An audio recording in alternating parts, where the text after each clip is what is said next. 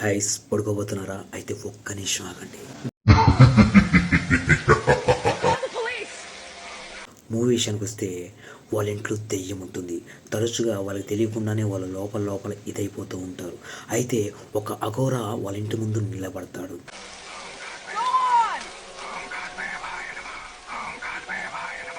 అయితే ఆమె అతన్ని తరిమే ప్రయత్నం చేస్తూ ఉంటుంది. ఆ లోపలే ఆమెకి ఆత్మ కనిపిస్తుంది.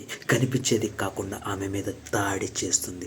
ఆ అఘోర ఆపుతాడా, లేకపోతే ఆ దెయ్యం దాడికి ఇద్దరు బలైపోతారా అన్నది తెలుసుకోవాలనుకుంటే ఈ మూవీ ఖచ్చితంగా మీరు చూడాల్సిందే.